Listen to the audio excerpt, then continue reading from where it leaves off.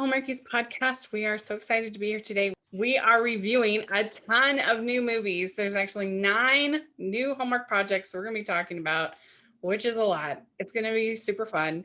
And I'm film critic Rachel Wagner, and Cammie's here. Hi guys, it's been a while. I know. How are you doing? I'm doing good. I'm in full summer mode over here. Nice. Yeah, you enjoying the summer after last summer in quarantine?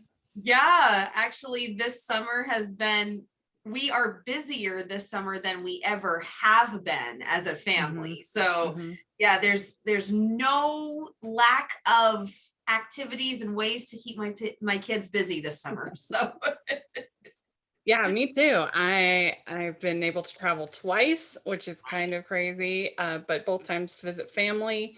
And so that's been fun, and I have more fun stuff planned.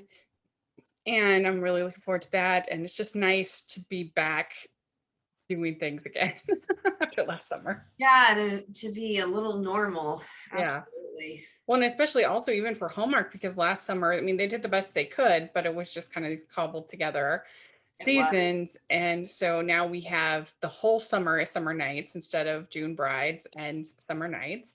And I'm here for it. I really like June brides. Thank you. I know, because you can still do the wedding movies. You just put them in summer nights. It's perfect. No, I know. And I was a little bit unsure. I thought they might be doing something different for August, but it sounds like it's going to be just part 2. Yeah, second wave is what they called it. Oh, okay. Yeah, second wave. Yeah. So we are going to be going through these movies pretty quick. So if you want more insight, just comment and we will try to respond, maybe and elaborate on what we're trying to say. But we will go through these pretty quickly. It'll be fun. So perfect. So let us know what you think of all of these and your ranking of all of them. That would be great. But we're going all the way back for this first one, all the way back to April. I mean, can you even remember that? It feels like so long ago. I can remember that far. I'm good.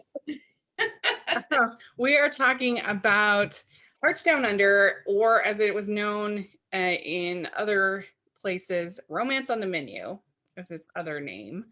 And this stars Cindy Busby and Tim Roth, directed by Rosie Lord and writers Allison Spuck McNeely and Casey Tabanew. And the plot is when New York restaurateur Caroline Wilson inherits a cafe in Lemon Myrtle Cove, Australia, she begins to fall in love with the place and its people, in particular, the cafe's charming local chef, Simon Cook. So what was your overall thoughts about this one, Cammie? Okay, so to be fair, I had just gotten off a plane when I watched this movie. This movie aired when Casey, Jess, and I had our little reunion, the 3 of us in Florida. And so we watched it together and we thought that would be really, really fun. But I had been traveling all day. And so I did doze off in the middle of it, but I was able to get caught up and everything like that. You know, it was one of those typical movies that we're used to with Hallmark. It was a sweet story of save the restaurant. I really did like the fact that they used Australia. It's the first time they've done Australia. And so we got to see some of that countryside. We got to hear more of the accents. You know, it's a dang shame that they didn't get Daniel to sing for this one. You know, yeah, it's true. That would have been fun. I agree. Fun. But you know, but Tim was fantastic, and I loved the way that they interacted, and I did like it. It just I don't have a lot of stuff to say about it because I didn't watch it in depth, you know. So. Yeah, I would have enjoyed Pauline Egan as well because she's from Australia originally. Yes. So she would have been that. I mean, I actually think that would be Daniel Litsing and her would be a pretty good. I could see that a pretty good combination. They're both really tall and attractive, so I think it would work. Why not? Throw Loretta Walsh in there. Oh, there you go. Yeah, she's Australian, so throw her in as a an employee of the restaurant or something. Yeah. So it's going back to trying to remember this movie because it has been a while since I saw it. I liked the Australia part of it because I have always had a dream of going to Australia Yeah. and seeing the Great Barrier Reef and swimming in the ocean there. But I did not like most of the squabbling. The I found the two lead characters to be very insufferable, and I was just not feeling their chemistry. So that was frustrating. And I mean, there was some like the scene where they're locked in the freezer or fridge, whatever, Yeah. together. That was kind of funny, but I don't know. I just found most of their sort of bickering back and forth to not be my favorite. And It when I look wasn't at something, it wasn't the banter that you like.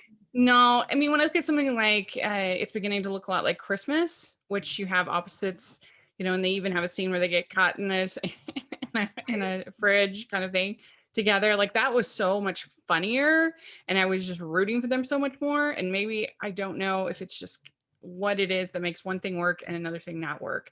I didn't hate this movie, but I was just very irritated with her character by the end of it.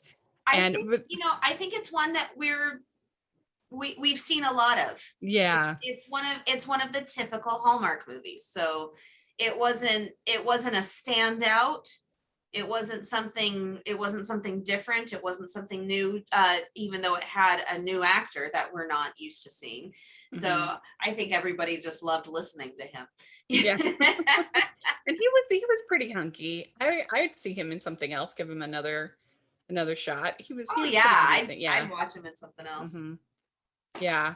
And I mean, and I had just seen Cindy in Chasing Waterfalls, which I think is personally, I think that's one of her better ones that Hmm. she's done in a while. And so I would prefer that over this personally. Okay. Yeah.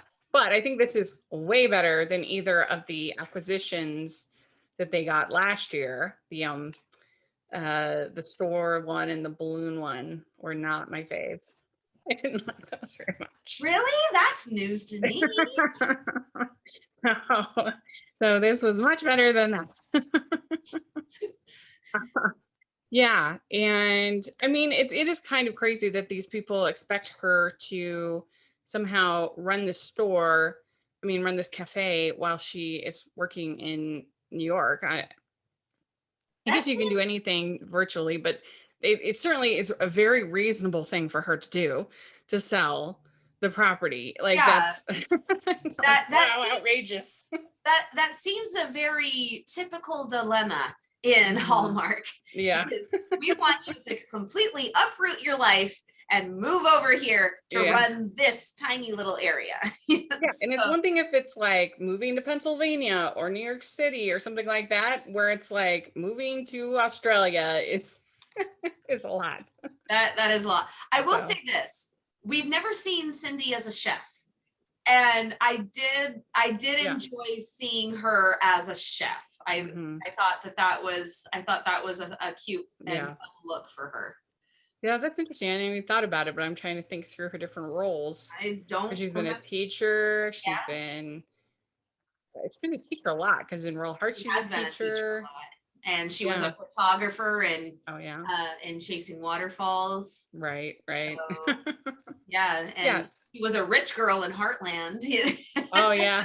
But yeah, So, we've never seen her as a chef. so what would you give this 1 to 5 crowns? Oh man. Um, I'll I'll go three. I think that's fair. I'm gonna go just a hair lower. I'm gonna go 2.75. I knew you were gonna do that. So let us know in the comments what you think of this one. And next, we had in May, we had Baby It's Cold Inside, which is a great title. We agree.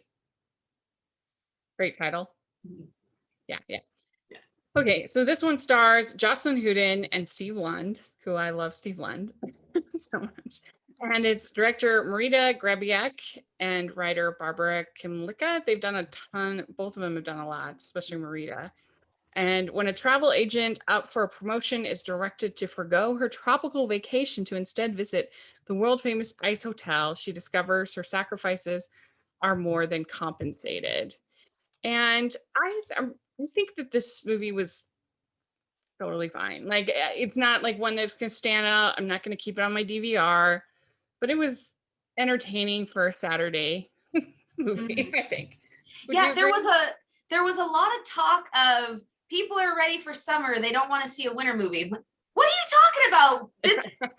What is Christmas in July all about? Come on.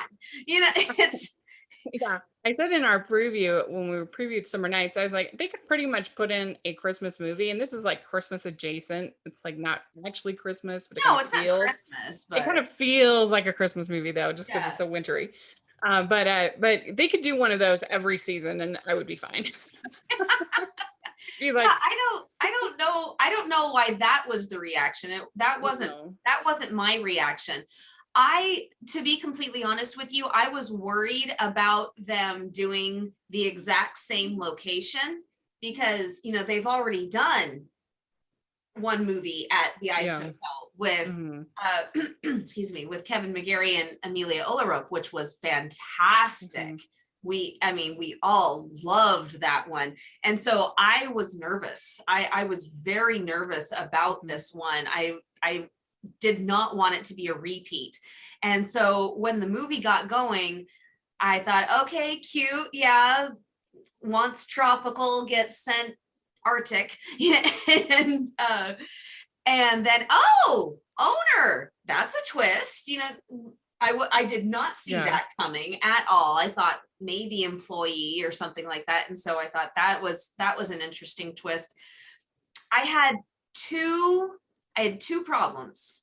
Well, first I have to say, I think that Steve Lund in this movie is your classic Hallmark man with many jobs. You know, he's just kind of always everywhere. He's good at everything. He's fixing everything because that's always the counterbalance to the bad man of business, the person Right. who's like obsessed with a job and whatever. And so here's this guy who like, You got the man of many jobs. yeah, That didn't bother me. I no, actually, it didn't bother me. yeah, that didn't bother me. I It's loved the funny. fact that he was so skillful.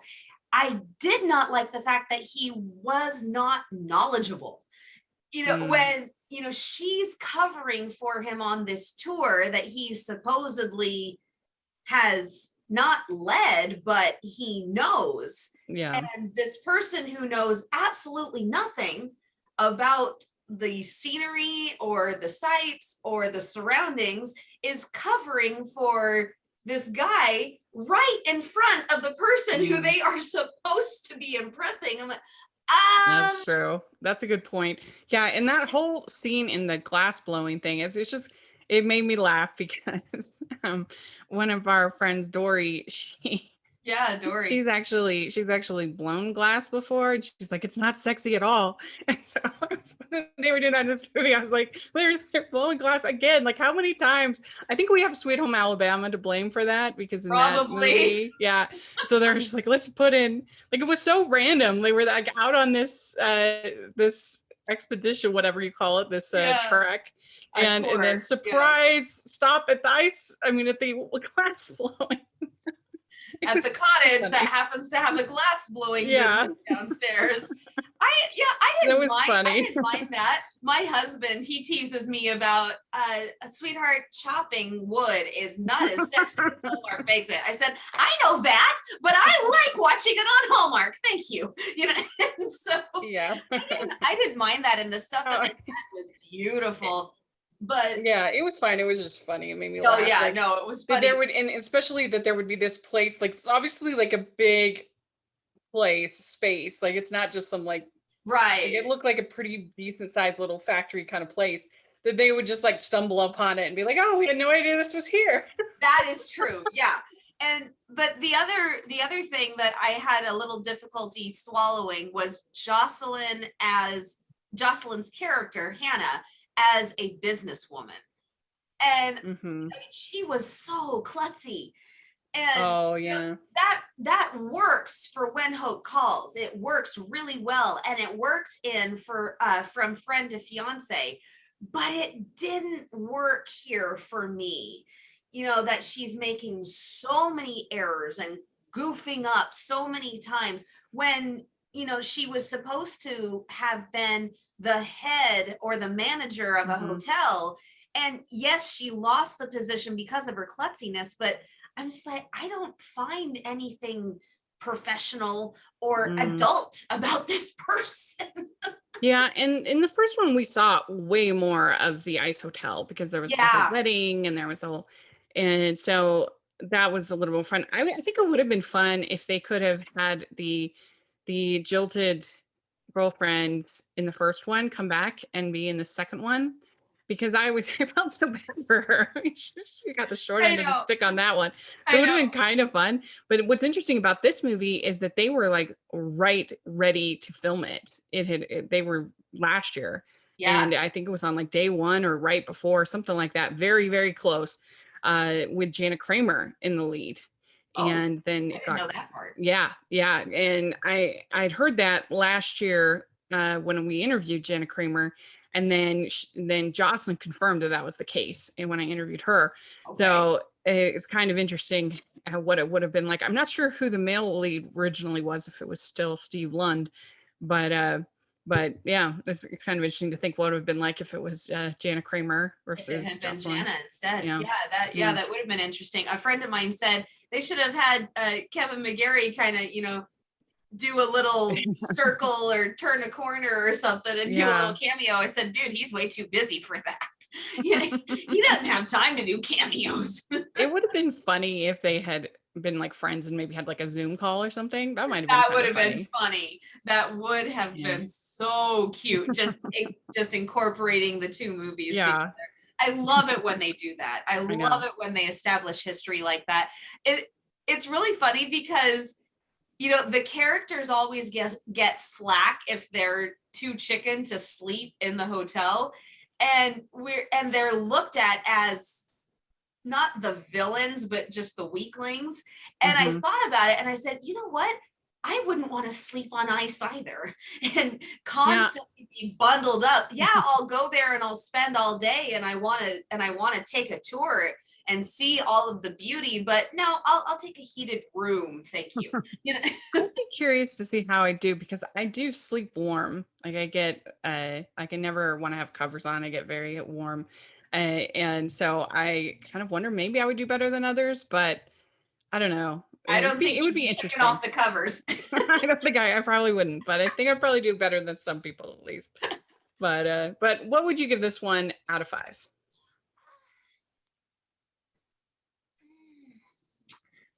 I'll go 3.5. Yeah, I mean, I didn't think their chemistry was like, it wasn't awful, but it wasn't like super great. Yeah, it wasn't Um, off the charts, but it wasn't bad either. yeah, I will give it, I'll give it the same. I liked it. It was fine. I'd watch it again if it was on. So there we go. All right. Next we have Sweet Carolina. This is Lacey Chabert and Tyler Hines and director Peter Benson. Yay, we love him. And story by Lacey Chabert and writer Michael Reese. And it's marketing executive Josie returns home when she becomes the unexpected guardian of her niece and nephew. While there, she reconnects with Cooper, her high school boyfriend. And so, yeah, this one, I was afraid that it would be more manipulative than it actually was. Like I was afraid this was going into like Nicholas Sparks kind of territory, that kind of thing, which isn't my favorite. Right. And I was pleasantly surprised actually that it still had sort of a lightness to it. It did have those emotional moments, but I Mhm. wouldn't say it was a heavy movie. And Yeah. so I know that some people were disappointed in the movie because it didn't have as much of Tyler as they'd like, which I understand. Tyler is a super dreamboat. I get that. But I didn't mind that. I thought that he did his job well. And I thought that it was overall an enjoyable film. The only character I didn't really quite get was the behavior of her father. I felt like he did a good job in the performance, but I just thought the character was written really weird, that he would be have this like grudge about her moving to New York, which is like a totally valid thing to do. And he took it as like a personal insult. And I know, I just thought that the whole way he treated her was kind of strange, especially considering the circumstances and especially considering like what she's going through to try to deal with this, and putting her life all like he needed to be more supportive. I don't know. I thought his character was weird. It didn't quite work for me, but other than that, it's another movie where Lacey Chabert inherits things, which is really funny. We've had a lot of those. We see that. This time it's children, but I liked the kids. It was sweet. I'd watch it again. What about you? What did you think about it? I really did like this one. I thought that Gregory and Terrell made such a cute couple on screen. And I know that this isn't their first time, but it's the first time I've seen them be a couple. And I actually talked to Gregory about his role in Sweet Carolina. And so I thought it was interesting that they were not having him play the typical grandfather / father character, because usually that character is the warm, lovey-dovey kind. And so the fact that he was kind of the take charge, I'll handle it, I looked at it as that's the way that he was managing his grief. And so that he was taking out his grief in the wrong place. And so that's kind of how I pictured it. And wait a minute, no, I'm supposed to be in charge when tragedy strikes. Why is she in charge? So that's kind of how I pictured that. But I loved the juxtaposition of the two characters of the parents, because she brought him down. She always talked him down from going too far, and she always came in after a confrontation and cleaned up. And I just thought that was very typical morning behavior. And I love Tyler and Lacey as a screen couple. I thought that I will be completely honest, I'm not a fan of the haircut, but that's just me personally. I just wasn't feeling it. But I mean, what about him having a smaller role? Was that fine for you? I did not notice. I mean, yes, the focus was more on the family, but this was I went into the movie thinking that it was going to be different. This wasn't going to be a typical Hallmark Channel movie, and it wasn't, because it was more one that belonged on Hallmark Movies and Mysteries during Christmas time. It's one of the more feeler, grab the tissues. And so I went into it thinking that it was going to have more focus on the family. So it didn't bother me. And anytime he was on the screen, he shined. So I didn't notice that it was a smaller part. I felt terrible for the crew during that flower fight, but usually flower fights bother me. Flower fights or paint fights or something, they bother me, because I'm just like, stop it. You have to clean up all that mess, or your mom instincts. In All of My Heart, another Lacey movie, they had that paint fight. I'm just, you guys are on a budget. You are on a shoestring budget. You cannot afford to go and buy more paint. Stop wasting the paint. But this flower fight, it was perfectly placed, because she had just gotten dumped. And the kids and Cooper didn't really know how to help her. She didn't know how to react herself. And so the flower fight was a perfect, it was a perfect distraction. It was a perfect switch. And, it was a bonding moment for her and the kids. It was a bonding moment. And just the way that Tyler so naturally goes into things is like, okay, stop it. And then throws it right in her face. Yeah. And I thought it was so funny when she thinks he's proposing. That was so awkward and so funny. He's just asking to use the van. Talking about a first kiss, and this is where we had it, and this is bothering me. I'm like, you think I'm proposing? What? That was really funny. It was good. It's in the perfect Tyler manner. Yeah. I've always said Tyler has this acting method that reminds me very much of Robert Downey Jr. He's got the natural sarcasm that just makes him appear so human and unwritten. Yeah. So unwritten on screen. And I love that about him, because you're not watching a movie when you're watching Tyler on screen. You're watching real life that just happened to be filmed. Yeah, and he's just so swoon worthy. He manages to have chemistry with every single one of his co-stars. He really does. Yes, he has not had one yet that Nope. thought that. So what would you give this one out of 5? Oh gosh. I'd probably go 4.25 or 4.5. I really did like it. Yeah, I think 4. I think I'll give it a 4. I enjoyed it. All right. Next we have You Had Me at Aloha. This is Pascal Hutton and Kevin Smith, director John Putsch, and writer Rick Garman, who we are having as our guest for our patron watch along this month on the 17th. We're watching It's Beginning to Look a Lot Like Christmas, which I think is a little underrated and I really enjoy. And so it's going to be fun. That's our Christmas in July. It's only $2 a month to join. You can't even get like a cup of hot cocoa for that much. So it's a no-brainer. Go ahead and sign up. All the information is in the description. It's going to be super fun to talk to Rick Garman. He's a legend. He's amazing. He is. So this plot is when the host of a popular travel show resigns, the network enlists Paige to step in for the next season set in Hawaii. Unbeknownst to her, they have also hired Ben, who likes to push everything to the extreme. As these two new co-hosts clash over their opposing ideas for production, they grapple with the fact that not only do they need each other to further their careers, but they also balance each other on and off the screen. So I'm guessing that from your reaction, this is a favorite of yours. You cannot go wrong with Kevin and Pascal. You just can't. I mean, no, it wasn't perfect, but it was pretty dang close. They just have such an ease around each other.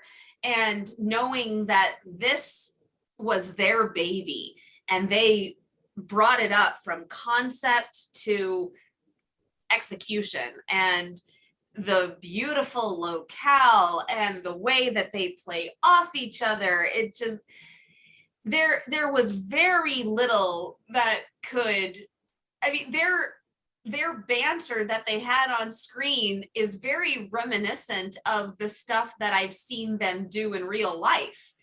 It's just so, it's something that is very special, I think, in the Hallmark world, because you don't get screen couples like this every day. Yeah. And it was just, I really loved the fact that Pascal was playing somebody who was so opposite of Rosemary. It shows her range, and Paige was such a planner, and I was laughing during that 80s trivia because I was born in the 80s, so I was like, okay, how much of this do I know? Yeah, I enjoyed all of that. I don't know if I still 100% bought him as this like extreme guy, but I don't know, the bold world, him going, I bought it. I bought it. But yeah, I mean, I really only have one minor critique. I enjoyed it. I love Hawaii. I'm a huge, it's like one of my favorite places in the world, and they captured it beautifully. It was a beautiful resort that they were at. It's a nitpick, but I think if they're going to kiss like the way they kissed at the end of this movie, I would just rather them not kiss at all. It was so awkward and weird, and like it just. I wonder if the equipment had anything to do with it. Yeah, and I'm sure COVID had something to do with it. Like I said, I would just rather if it's gonna be such a weird, awkward kiss, that I would just rather them not kiss at all and just end with them like cheering or whatever. And they've done that before. We've had Hallmark movies with no kisses. But are you sure? Yeah, no, I definitely have, because I remember complaining about it before on the podcast. Of course, I can't think of it off the top of my head. But I just would rather, if it's going to be like that, don't have it at all. It was very awkward and weird. I didn't like it. And I know they like have it in their contract and whatever. And I never really noticed it as much on When Calls the Heart because I don't know. I guess most of the time, like a little peck is kind of appropriate for When Calls the Heart because it's just like Well, day-to-day and interactions. they're the old married couple. Yeah. So they do more of the cutesy affection rather than the passionate stuff. Yeah, it's like day-to-day interactions, but that would be my only like nitpick is that that I thought that was really not great. But other than that, I thought it was fun. I enjoyed it. The kissing thing is something that I've kind of come to expect with Kevin. He just has he just has this way. I don't know. He's got this way of doing his screen kisses, and so yeah. Have you seen the one with Danica? It's so bad. I've just come to expect that it might be a little interesting if Kevin's the lead, and so it used to shock me, but it doesn't really. I mean, you're an actress, you get it. You have to do it. It's part of the job, right? Yeah. I mean, I had to kiss a guy who did not like me at all. When in college, we were cast opposite of each other, and he did not have any interest, and he tried to tell me this is when I got in my actress mode big time. He tried to tell me, let's just kiss the during the last dress rehearsal, the night before opening night. Let's have that be the first time we kiss and then just go from there. And I said, sorry, no. This has to look totally natural. Yeah. This has to look effortless, and it cannot look awkward at all. So no, sorry. I forced him to kiss me. Yeah, I'm sure it's like a tiny bit awkward, but it's just part of the job. If you want this job, especially working for Hallmark, you got to be willing to do an on-screen kiss. It's just got to be better than that. So, but like I said, nitpick. I thought overall it was pretty fun, and I love a good race to the airport. It's hard to pull those off now because there's so many screenings and. The race, I loved the race to the airport. I did not like the fact that they let her buy a ticket and then get to the gate and, oh, I'm sorry, it's already taken off. I'm like, no. It's true. They would not have let her purchase that ticket if it was that close to taking off. Yeah, that's true. That should not. And because I'm a communication guru, my one nitpick was when she comes to find him and he finds out about that he's being replaced, and did you know about this? And she goes, Ben, wait, I can explain. And I said, no, the answer is I found out 5 minutes ago and I was coming to tell you. You know? Yeah. It's true. It is definitely one of those conflicts that if like people just had a 5-second conversation with each other, it would all be resolved. Yeah, which is conflict I am not crazy about. I will say though, Pascal was killing it in those clothes. Yeah. Especially the pink dress with the the flower was even a matching shade. Mm-hmm. It was the same shade as her dress, and she just popped up on that screen and I went, whoa, striking. She was killing it in those clothes. She was way nicer than I would be if like his excursion left us stuck in the middle of nowhere without like a phone. I would be very irritated by that. Do any of them have cell service? So what would you give this one 1 to 5? I'd probably give it a 4.5, 4.75 because it was pretty dang good. I think I'll give it a 4 for me. We'd like to take a second from this episode of the podcast to celebrate our sponsor of this episode, and that is the Hallmarkies Patreon. Do you love Hallmarkies podcast? Do you want an inside scoop into what happens on the podcast? Do you want early access to episodes and loads of cool perks? Now is the time to become a patron of Hallmarkies podcast. By becoming a patron, You get to access our patron Facebook group. You can request episodes or even be a guest on the podcast.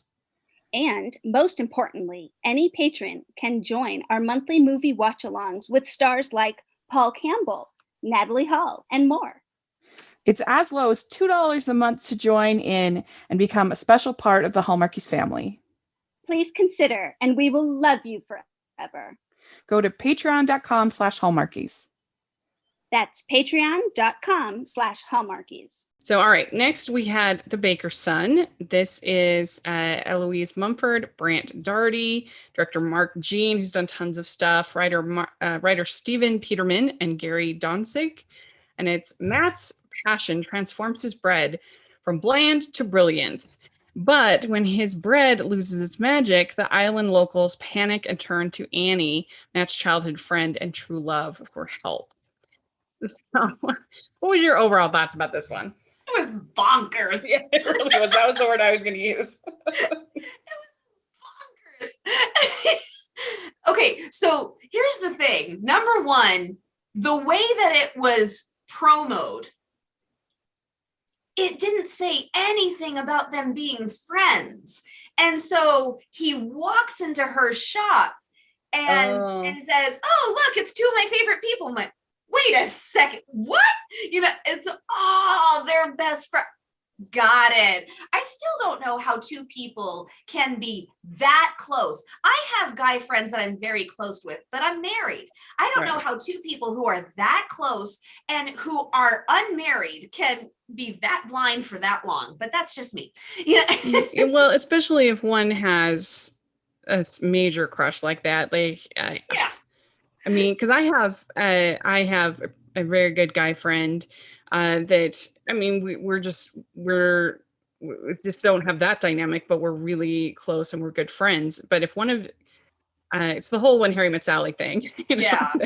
But are you that close? Do you see each other every day? Do you movie night together? All of that. Are you guys that close? Not that close. We do a lot of podcasts together. Okay, well, yeah, but see, that's what I'm saying. They have movie night every week. They've known each other all their lives. I have childhood friends that I was incredibly close to, but we kind of have lost touch. I frankly don't even have girlfriends that I'm that close to. Well, my closest is my friend Jen, who I go to all the movie screenings with, and so certain times we'll see each other quite a bit, a couple times a week, 3 times a week. But then other times we'll go a couple months not seeing each other. But yeah, it's true. And this was definitely the best friend, that trope that's in love with you kind of thing. Well, the other thing that threw me for a loop was the announcer said he only makes good bread when he's in love. So I thought that he was the kind of person who falls in love really easily, and his bread goes back and forth between being really good and really bad. And then, it goes this whole. Well, and it definitely was good enough. His falling in love with the ballet dancer was good enough to make good bread. And the problem I have is because I loved all of the town stuff. The mayor was hilarious and ridiculous, but still funny. When he woke up and the mayor was just sitting there. The best. It was totally Hallmark or horror, but it was so funny. And he didn't even explain anything about why he was there. And he kept asking him, "How did you get in? Why are you here?" And he just put in conversation. It was so funny. It was really, really funny. Like I said. But I almost wish that the movie had just allowed them to remain friends. And I know you wouldn't in a Hallmark movie, but I felt like she was in love with him, but I didn't feel like he was in love with her. And I felt like he was more in love or more attached. Certainly the movie spent more time with him and the ballet lady. So it all just felt kind of rushed at the end.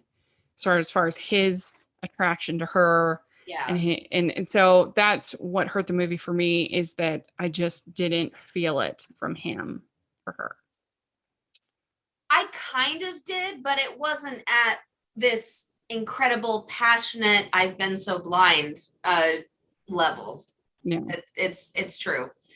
there were some really cute tweets that Brant was shooting out.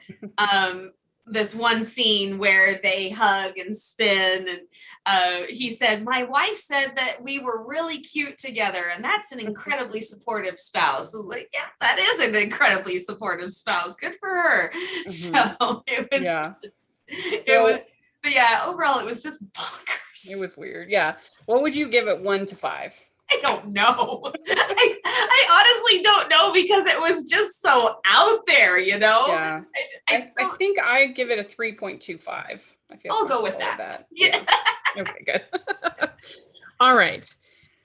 Next, we have her pen pal. This stars Mallory Jansen and Josh Sassy, and director Claire Meterpalm and writer Joie Boken, who crushed this. I love Joie. She does such a good job. When she's on, she's on.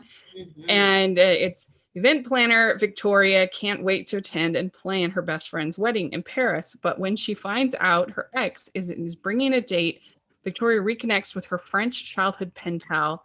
And I loved this whole concept going into it. I was excited. The whole idea of reconnecting with a pen pal sounded really fun to me. And I love movies like French Kiss and things like that. And so I was thinking this could be really good. And it was really good. I loved this movie. I thought it was so charming. I mean, I obviously this movie is not perfect, but if you're looking at the things that you're looking for in a Hallmark movie, then it's executed extremely well. They had great chemistry. Check. Yeah, exactly. They had really great chemistry. I loved her friends. I thought they were so sweet. I really liked the little side relationship between her insecure friend getting married and her fiance. That was very sweet and well done. I liked the little side relationship between her pregnant friend and her husband, who's super overprotective. And that was I really liked that, because I've been there. Yeah. But the problem is during pregnancy, I wanted to be babied. I probably would not have been in Paris when I was pregnant. So. Yeah. but I really like that whole, I want to break out. I'm not made of glass. Yeah. They even used Paris quite a bit. You saw a lot of Paris a lot. Mm-hmm. I really don't have much to critique. I thought that they were so good together. You could tell they've worked together in the past on Gallivant. And I would just love to see him back. I think that he did a great job. And I even liked the dynamic between her and her ex, and even the girlfriend of the ex. That was good. I just nailed it. It was so good. It even has a wedding. I still liked it. Shocker. So do you have anything else to add that you enjoyed? One thing that did bother me. I mean, I could say that Mallory's character taking on so many roles bothered me, but that's a Hallmark woman. Right. That's very typical. One thing that did kind of bother me was her best friend. I'm just like, you better not have a single doubt in your mind if you're going to make everybody come to Paris. Yeah. Like, I mean, no, ma'am, no backing out. I can see that. I think that everything had gotten so crazy. And so I think that was part of making her feel sort of insecure, and she's already kind of that person. But I loved the fact that her fiance was just totally knew who she was.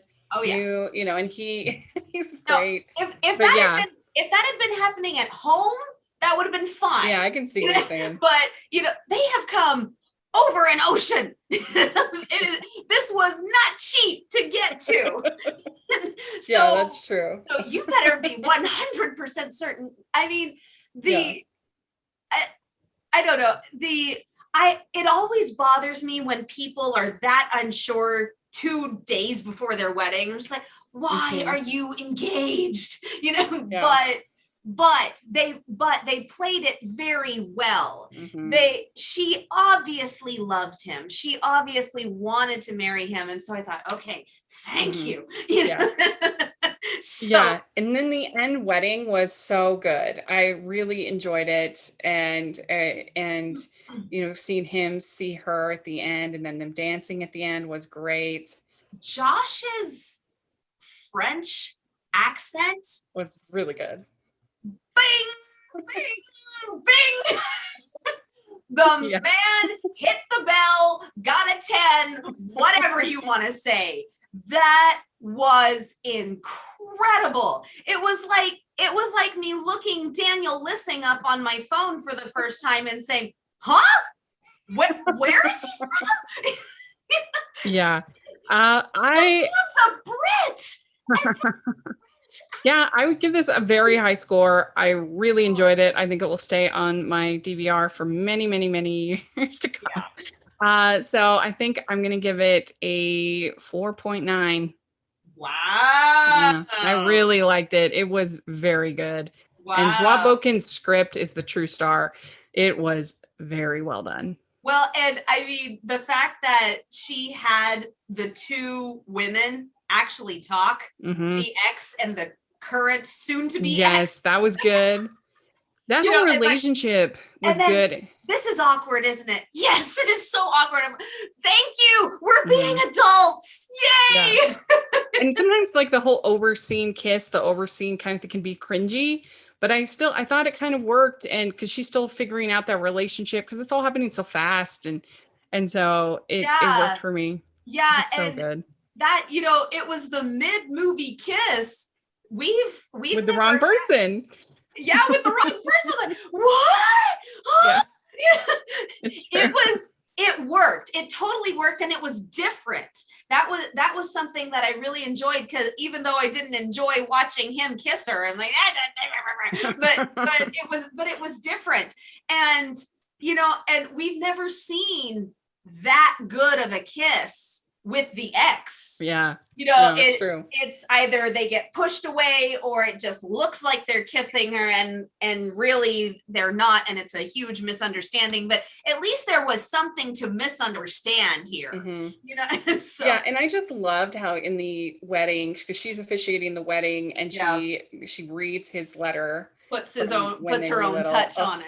It was so good. So what do you give it? I'll give it a 4.75. Very good. Very good. All right. Good.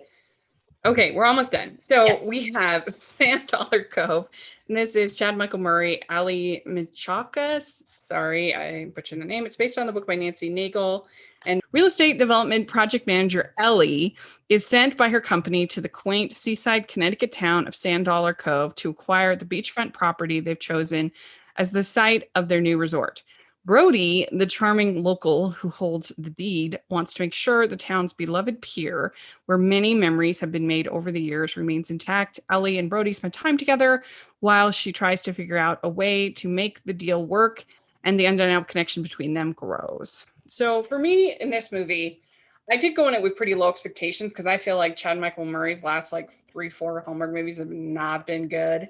And so I was kind of like, but this movie, I can't really defend it as far as story. I mean, it's totally been done a million times. It's nothing new.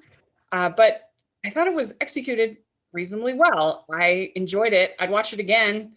I didn't mind the chemistry. I thought they were okay. It wasn't the best I've ever seen, but they were fine for me.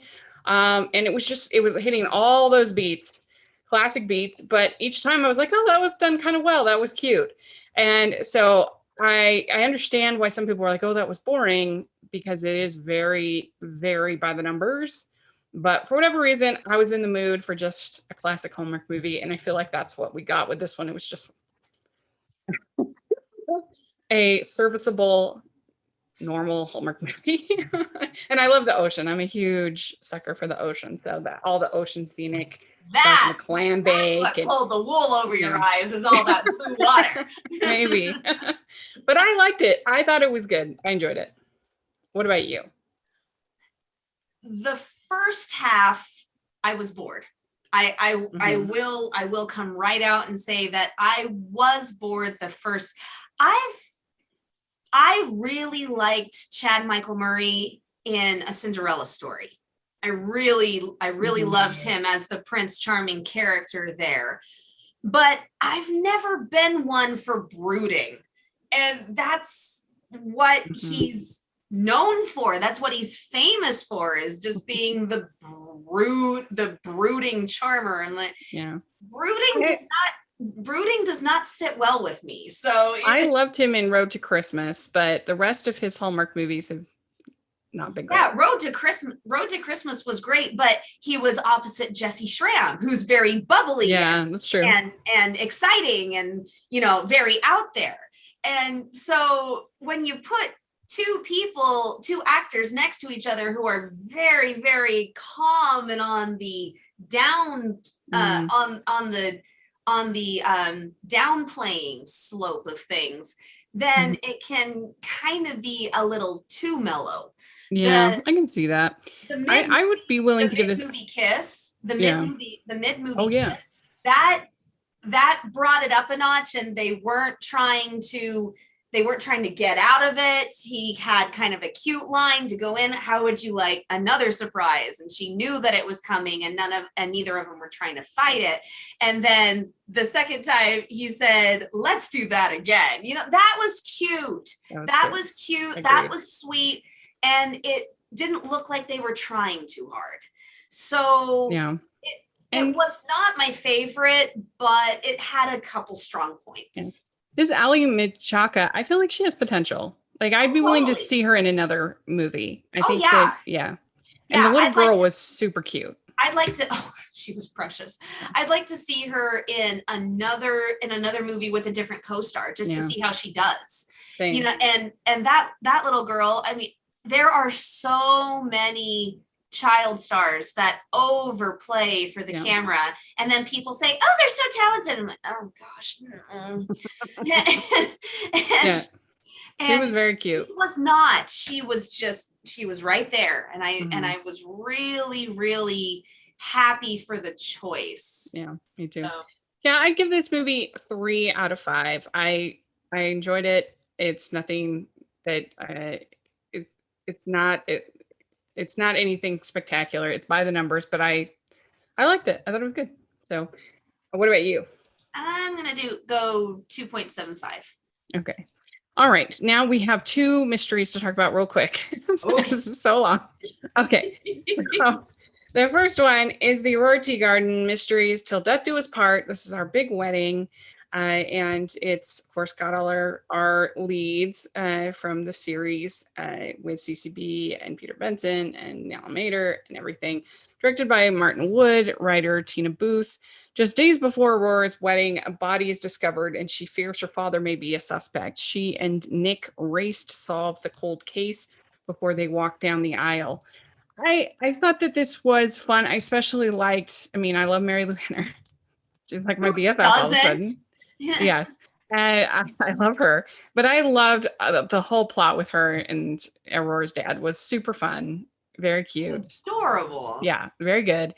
I wish that they had wrapped things up with the case a little bit sooner so that we could have had maybe 15 minutes, maybe even 20 minutes with the wedding.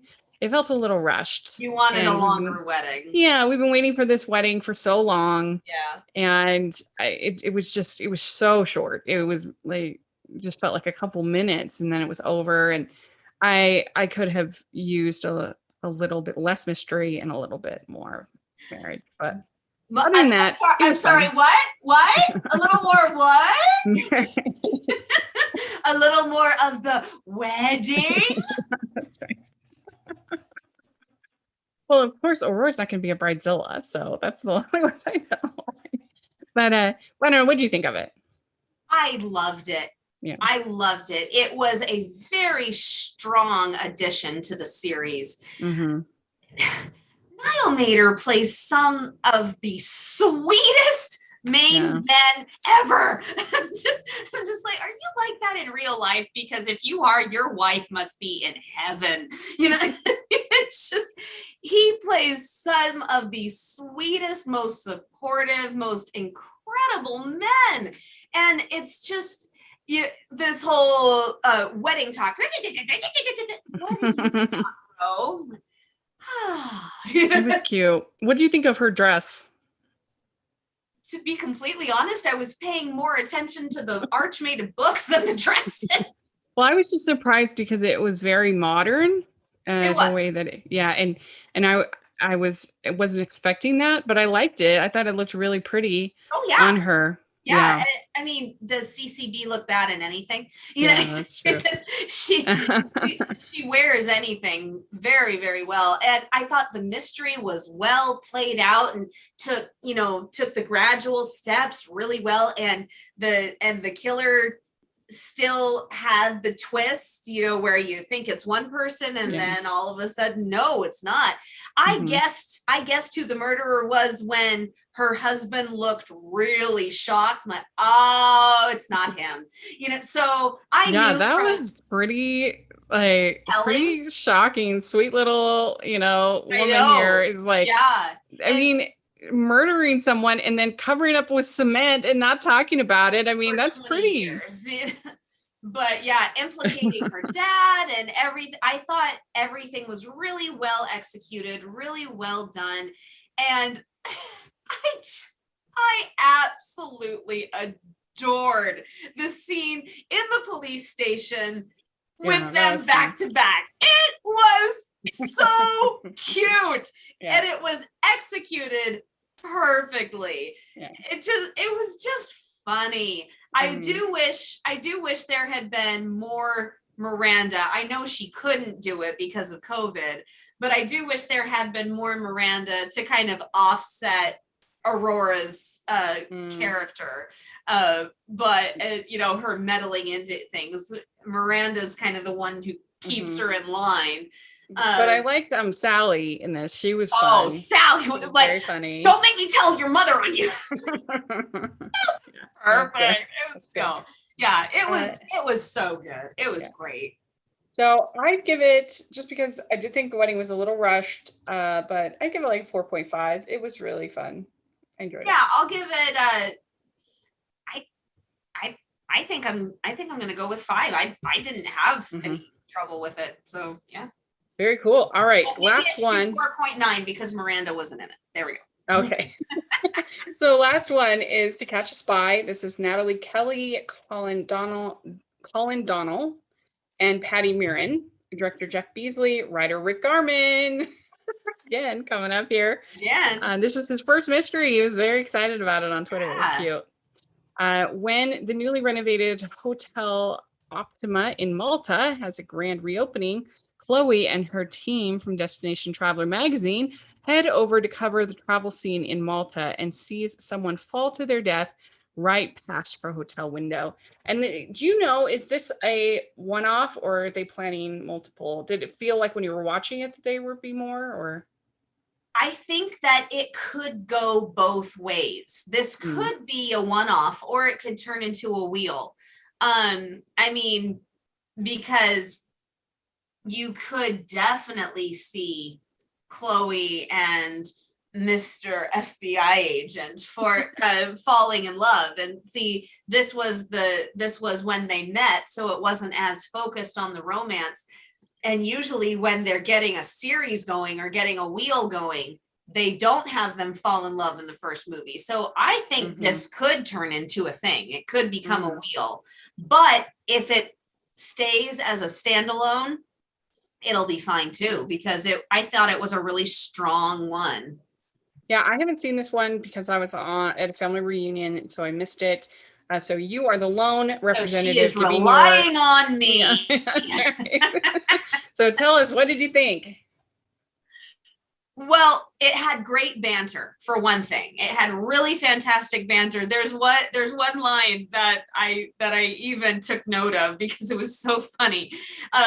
He's joking about making her an agent, and he says, "Who needs Quantico? I'll get you a badge tomorrow." And it's funnier in the context, but you haven't seen it yet, so I'm gonna spare you the entire scene. But the banter was good. It was there. One thing that I really did enjoy is that it really bothers me when the main women of a mystery think that they're in some kind of virtual reality where they can't actually get hurt. And that was something that I noticed about Jill Wagner in Mystery 101 that made me really like it so much, is she broke down and cried, realizing I was about to die if you hadn't shown up. Thank you. You know? Yeah, that's true. That's a good point. And she was scared. She was scared. She's walking around with big glasses and a floppy hat. And Colin's character even says to her, you know, that doesn't do anything to disguise you, right? You know, and so it was fun. It was bantery. She was actually afraid for her life. And the killer was well hidden as well. There were a lot of potential suspects, and I knew before the reveal who it was, but it was not obvious. And a lot of these, I'm like, yeah, they're the killer. Yeah. But it was not obvious, and it was well done. And her almost getting away, Chloe, she was about to get on the plane, and then she realizes something and goes back. And so she was about to get away, and the killer was going to let her go. But because she came back, then the killer decides that she's a threat. And so it was very well done. It was very well played. It made me so sad that, I mean, this is not the first time that it's happened, but the victim who was murdered was a really, really good friend of hers, and they had plans to reconnect, and then he died. And I'm like, oh gosh, that's so sad. That is well, so what do you give it? 1 to 5? It was fresh. It was new. It was a mystery. I wouldn't say unexpected or unexpected, but it didn't have the same formula that a lot of Hallmark mysteries do. So I would probably give it a very strong 4.25, 4.5. It was good. It just, I mean, there wasn't any romance, but there was the potential for some given another movie.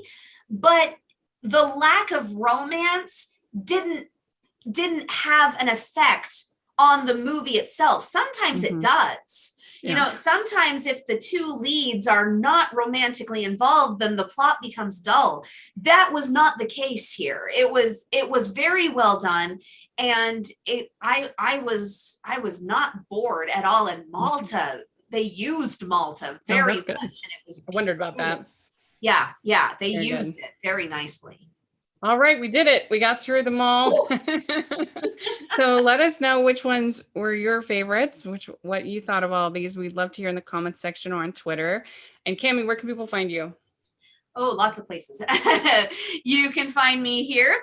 You can find me on Hardy's Hotline on Twitter and Instagram. You can also find me at Cami Drama Girl on Instagram and Twitter. And my blog for When Calls the Heart is on Facebook. So the Facebook page is hookedhardy.com.